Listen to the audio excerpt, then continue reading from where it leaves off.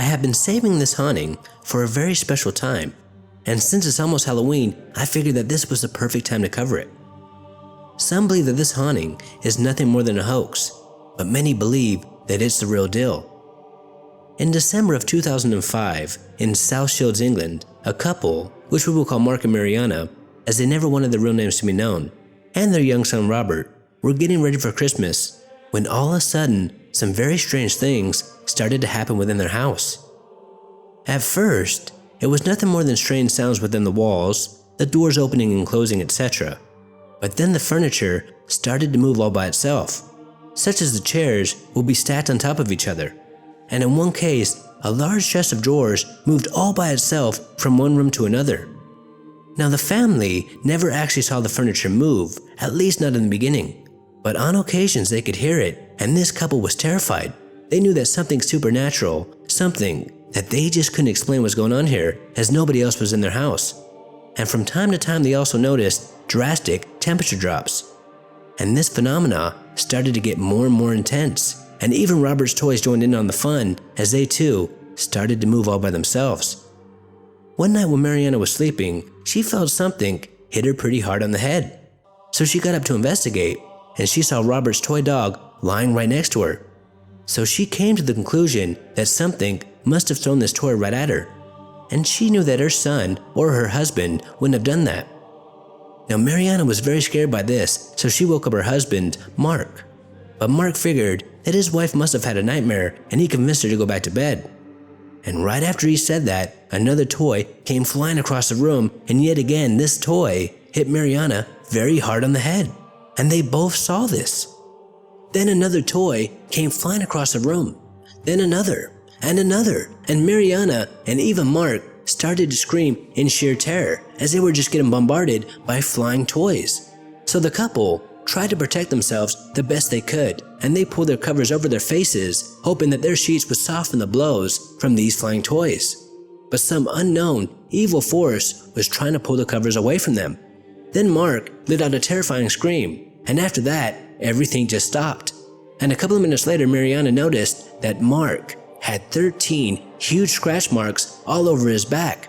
And after this event, this entity, this poltergeist, became obsessed with Robert's toys, and he used them to terrify this family, as Mariana and Mark would often see them moving across the floor all by themselves.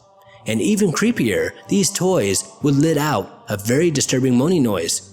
It's as if this poltergeist, or whatever it was, wanted this family to think that the toys were alive.